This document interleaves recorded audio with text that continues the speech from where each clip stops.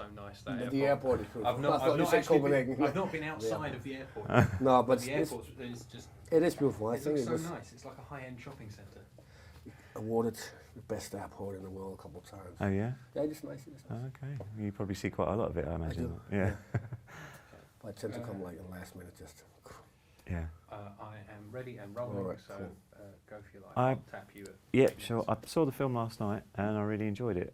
You must be quite happy with the results. I think we were all very happy, and we had a feeling when we were doing it that this was a particular non-Danish kind of film, something that we haven't seen back home, at least for many, many years.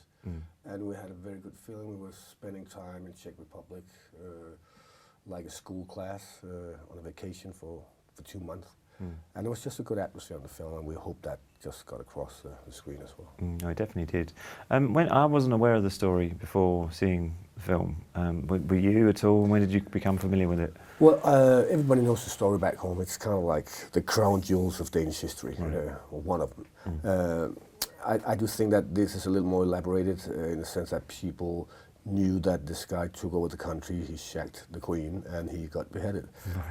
But the details and what part the king played in it is a little blurry, so I think this might help a little. Yeah, and Johan, was that true to, how much was that your own sort of doing, or was it written on paper, you know, what he should be like? No, the script was very solid from the beginning. I mean, I came up with little things and ideas. I read some extra materials and got inspired a little by some details, but sometimes it fits and sometimes it doesn't in the script like this. But I believe we are very close to the actual story that happens. I mean, certain things we know for a fact, but what happens behind closed doors is obviously something that we invent.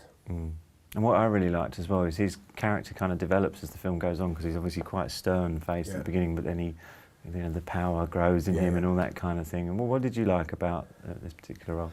Well, first of all, I love the script in general. I think it's rare that you get quite emotional when you read a script, and it's even extra rare when you do it with a period drama like this. There's always the costumes and the wigs. You have to get through that before you get something you can identify with. And secondly, I just like the guy's dilemma. I mean, he's a man who believes in the Enlightenment. He's also has a strong love for the king, and all of a sudden he has a strong love for the queen. And he wants to do something good for the country, and all these things cannot go hand in hand. It's bound to fail somehow. And so it's very human what he's doing, but he's blinding himself during this journey. Do you find that the period, the costumes, and you know, the whole get-up that you have to get into, does that help you get into character? Yeah, it's very helpful. I would put it this way: if I was the only one wearing it, I would feel a little misplaced. But obviously, when everybody's doing it and you jump into the costume every morning, it does bring you back to a certain era of time, and you can easily say Your Majesty when you're wearing costumes like that. And it would be a little misplaced in our everyday language nowadays. Yeah, my wife loved it. She was like, "Look at the dresses; they're amazing." Yeah. She was really, really into it. Yeah. Being a Danish production, how was that? How does that? I mean, obviously you've got a wealth of experience now across the board with film making. How does that compare to what you've done before? I mean, the size of the production is obviously the big difference. I mean, if you say good morning to 20 people on a Danish production, you will say good morning to 500 people on an American one. Having said that, this was a big production. We spent nearly £6 million on it, which is, I think, must be a record in Danish film. And that is nothing compared to an American film, of course. But once you start working, it's the same work for us. We always tend to sit at a table or around a table, 4 or 5 people, and discussing what we're going to do next, even in a big production in America. So once the work is started, with the same focus. And how, when it comes to choosing your roles, you know, what is it that you look for? Are you now going to try and balance between Danish cinema or local cinema and world cinema? What is it you're after? I think I've always balanced between those things. I mean, in the beginning it was only Danish films, and then a door opened, and I passed through it, so I mean, I've got more opportunities today. Instead of having a pile this big, it might be this big, and the chances are there's something interesting in the pile are obviously bigger. But I mean, I kind of go where the stuff I find interesting is.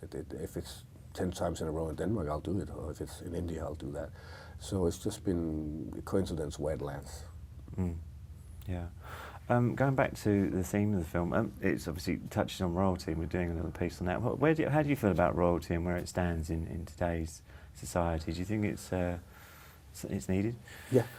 No, I don't know if it's needed. I mean, a cigarette's needed. Yeah. I mean, it's a big question. But myself, I'm not a royalist or anything, but I'm a big fan of the royal people in our country. I think they're doing a fantastic job. It's part of our history. They have absolutely nothing to say about our democracy. That's running by itself. So they are just like, you can say, in the background. But at the same time, they're selling Denmark in a fantastic way. I mean, if we spend 10 euros on them, they will earn 1,000 euros back. You know, the amount of B&Os and Echo shoes and Danish products they're selling all over the world is tremendous. So if people start complaining about, oh, they're too expensive to have around, it's rubbish. They make a lot of money. Yeah, I feel the same about ours here. Yeah. You know, they generate the tourist trade and all that kind of thing. Yeah.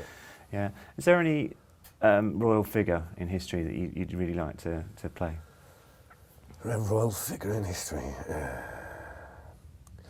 No, not necessarily. I do find, I mean, there's a lot of interesting characters throughout the history. I mean, well, if I should play anyone, it should be Christian in our film, Christian. But he's doing a tremendous job with this young kid, so I'll let him have it. Yeah, he was great, wasn't he? I mean, how true to life was that? The king was meant to be really as true as out there, you know? As true as we believe it is. I mean, history is always written by victors or people around the king. Some people portrayed him like a very educated man who spoke 5 languages fluently. Other people, you know, described him as a total lunatic maniac that crashed everything he was close to. Yeah. So I think the truth is in there between in the middle, and maybe he was just suffering from good days and bad days. Yeah, yeah. I love some of the laws that he was trying to push through. You know, the carts running through the land and all. Yeah, but they're all true. And his dog was announced as a minister as well. Yeah, It was fantastic. Yeah, they touched on that in the film, didn't they? Yeah. If sorry, silly question. If you could change any laws, if you had that power, what would you do? Change any law? Oh, that's or introduce I would love to think about that one.